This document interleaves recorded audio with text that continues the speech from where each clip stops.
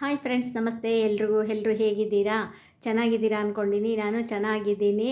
ಇವತ್ತು ನುಗ್ಗಿಕಾಯಿ ಸಾಂಬಾರು ಮಾಡೋದು ತೋರಿಸ್ತೀನಿ ನೋಡಿ. ಏನೇನು ಐಟಮ್ ಬೇಕು ಅಂತ ತೋರಿಸ್ತೀನಿ ನೋಡಿ. ಫಸ್ಟು ಬೇಳೆ ತೊಗೊಂಡು ಬೇಳೆ ಬೇಯಿಸ್ತೀನಿ.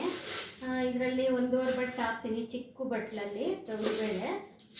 ಇದು 1.5 ಬಟ್ಲು ಹಾಕಿದ್ದೀನಿ. ಆಮೇಲೆ ಇದನ್ನು ಫಸ್ಟು ಚೆನ್ನಾಗಿ ತೊಳ್ಕೊಬೇಕು. ತೊಳೆದು ಆಮೇಲೆ ಕುಕ್ಕರ್ ಬೇಯಿಸೋಕೆ ಇಡ್ತೀನಿ ನೋಡಿ. ಬೇಳೆ ತೊಳ್ಕೊಂಡಿದ್ದೀನಿ.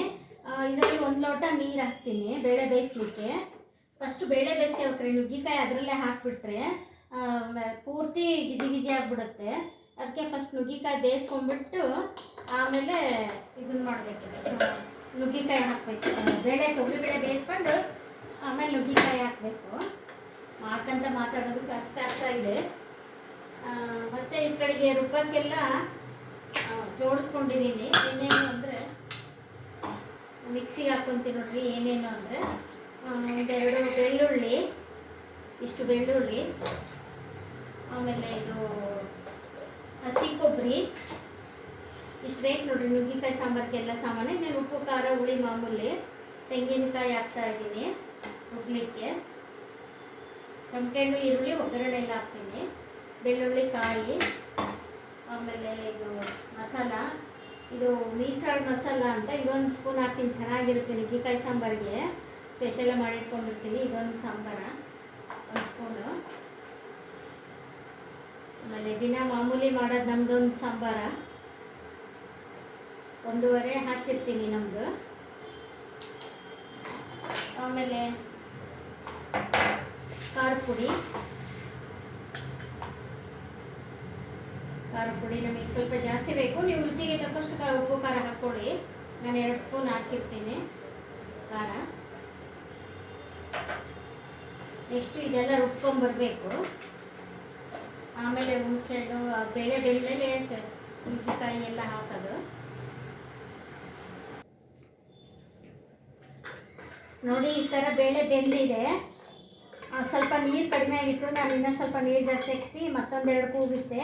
ನೀವು ಬೇಳೆ ಬೆಂದಿಲ್ಲ ಅಂದರೆ, ನೀರು ಕಡಿಮೆ ಆಗಿತ್ತು ಅಂದರೆ ಮತ್ತೊಂದು ಲೋಟ ಹಾಕಿ ಕೂಗಿಸ್ಕೋಬೋದು.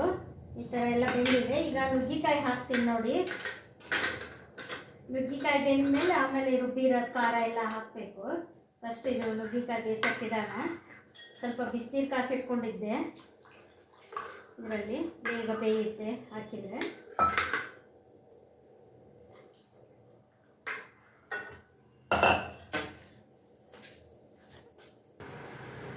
ನೋಡಿ ಇವಾಗ ಸ್ವಲ್ಪ ಬೆಂದಿದೆ ನುಗ್ಗಿಕಾಯಿ. ಒಂದು ಅರ್ಧ ಬೆಂದ ಮೇಲೆ ಉಪ್ಪು ಹಾಕಬೇಕು. ಈಗ ನೀವು ರುಚಿಗೆ ತಕ್ಕಷ್ಟು ಉಪ್ಪು ಹಾಕ್ಕೊಳ್ಳಿ. ನಾನು 1.5 ಸ್ಪೂನ್ ಉಪ್ಪು ಹಾಕಿರ್ತೀನಿ.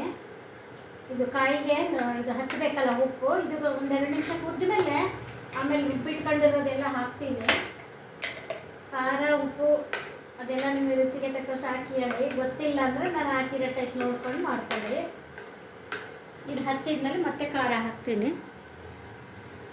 ನೋಡಿ. ಉಪ್ಪಲ್ಲಿ ಕುದ್ದಿದೆ, ಉಪ್ಪು ಹತ್ತಿದೆ ನುಗ್ಗಿಕಾಯಿಗೆ. ಇವಾಗ ಒಗ್ಗರಣೆಗೆ ಇಡ್ತೀನಿ. ಇದು ಒಗ್ಗರಣೆಗಿಟ್ಟು ಆಮೇಲೆ ಎಲ್ಲ ಹಾಕ್ತೀನಿ ಮಸಾಲೆ ಇದೆಲ್ಲ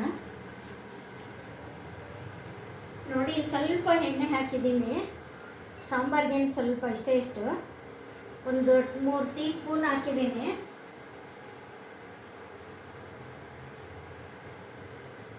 ಇಲ್ಲ ಅನಿಸ್ತಿದೆ, ಕಾಯಬೇಕು.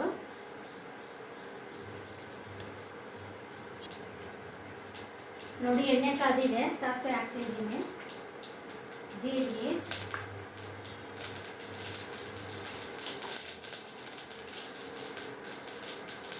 ಕಡ್ಲೆಬೇಳೆ, ಈರುಳ್ಳಿ, ಟೊಮೊಟೊ, ಕೊತ್ತಂಬರಿ ಲಾಸ್ಟಿಗೆ ಹಾಕಬೇಕು.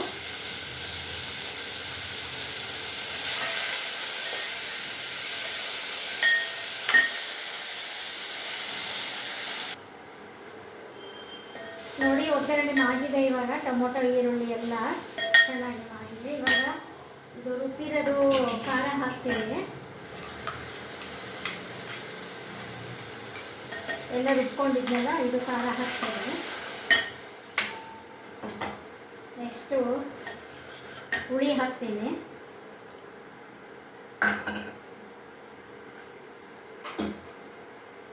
ಹುಳಿ ಹಿಡಿತಾ ಇದ್ದೀನಿ.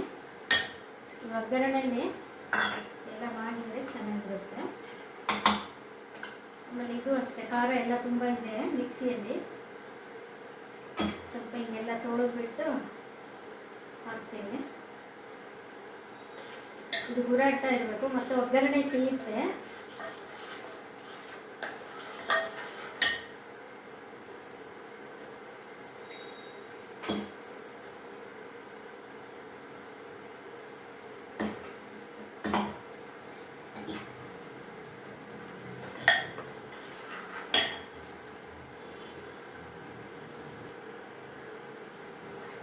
ನೋಡಿ, ಹುಳಿ ಖಾರ ಎಲ್ಲ ಹಾಕಿದ್ದೀನಿ ಒಗ್ಗರಣೆಯಲ್ಲಿ.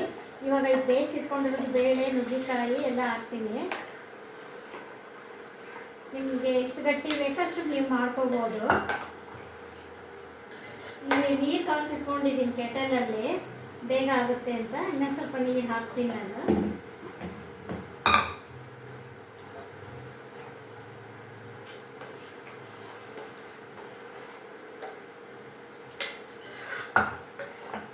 ನೋಡ್ರಿ, ಇಷ್ಟು ಸ್ಟೇಜಿಗೆ ಬಂತು ಸಾಂಬಾರು.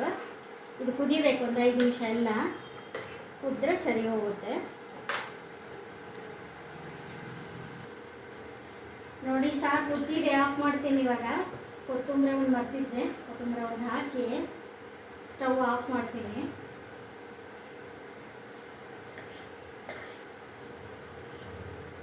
ಚೆನ್ನಾಗಿ ಕುದ್ದಿದೆ ನೋಡಿ. ಈ ಥರ ನುಗ್ಗೆಕಾಯಿ ಸಾಂಬಾರು ನೀವು ಮಾಡಿಕೊಂಡು ಟೇಸ್ಟ್ ನೋಡಿ, ಲೈಕ್ ಮಾಡಿ, ಶೇರ್ ಮಾಡಿ, ಸಬ್ಸ್ಕ್ರೈಬ್ ಮಾಡಿ. Thank you. ತುಂಬ ಚೆನ್ನಾಗಿರುತ್ತೆ. ನಮ್ಮ ಟೈಪ್ ನೋಡಿ. ಚಿತ್ರದುರ್ಗ ದಾವಣಗೆರೆ ಕಡೆ ಸಾಂಬಾರಿದು.